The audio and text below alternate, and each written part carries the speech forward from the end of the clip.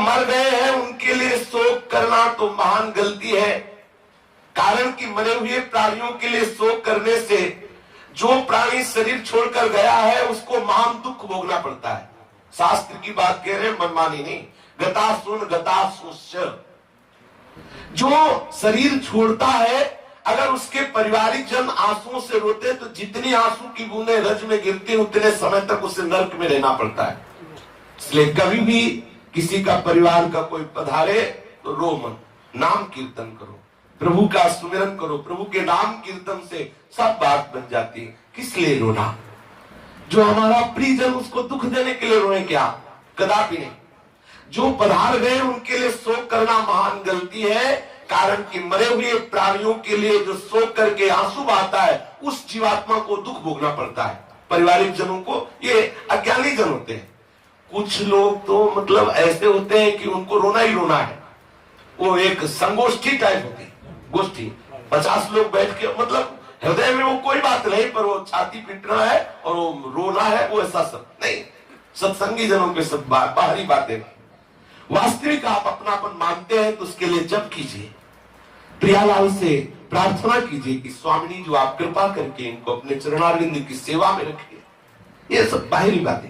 सत्संगी जनों, खास जो भगवत प्रेम मार्ग में चलना चाहते हैं, चाहे वो विरक्त वेशधारी हो या गृहस्थ वेशधारी, प्राणियों को उसको दुख भोगना पड़ता है। जिसका शरीर छूटता है पारिवारिक जन बैठ करके शोक सभा मनाते हैं, रोते हैं। नहीं, कीर्तन करना चाहिए, गीता भी सुनानी चाहिए, भागवत का अनुष्ठान करना चाहिए, नृत्य गान आदि महामहोत्सव। ये महोत्सव है, शरीर छोड़ना ये महोत्सव है। संसारिक जन शोक करते हैं, यहाँ उत्सव मनाया जाता है। इसलिए वो हमारी प्रियाजू की सेवा में गया, कितने बड़े पद का अधिकारी हो गया, हृदय में आह्लादित होना चाहिए। मृत आत्मा के लिए जो पिंड दान दिया जाता है, जो जल दान दिया जाता है, शास्त्र का सिद्धांत है कि वो उसे परलोक में मिलता है।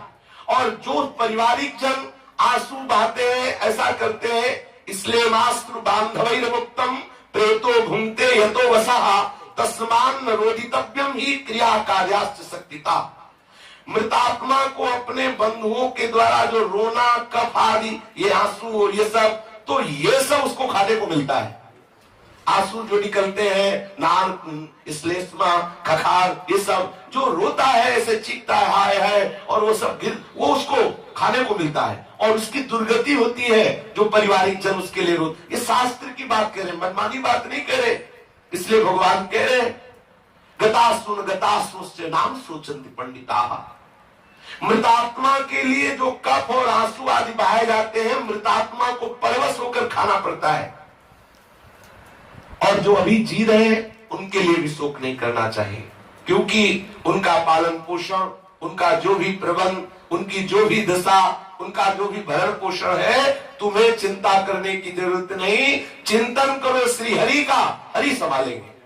प्रभु कहते हैं योगक्षेमम वहाम्यहम्, मैं उसको संभालता हूं। आप सोच सकते हैं कि प्रभु ने ऐसा क्यों किया?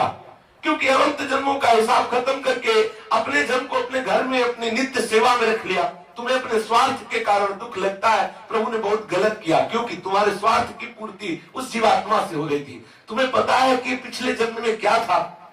30 वर्ष 20 वर्ष का संबंध हुआ तो तुमने अपना मान लिया, और अनंत काल से जो प्रभु का अंश है वो अंशी के समीप गया तो तुम्हें बुरा लग रहा है। वो अपने प्रीतम के समीप गया, न जाने कब से बिछड़ा हुआ, तुमने तो बीच में उसे अपना प्रीतम मान लिया। तुमने तो बीच में मान लिया, वो तो सदैव अपने प्रीतम का था, भूल से ऐसा हुआ, अब वो अपने प्रीतम के पास गया है। गलती हमारी जो शोक कर रहे हैं, क्योंकि हमने बीच में मान लिया कि ये मेरा है।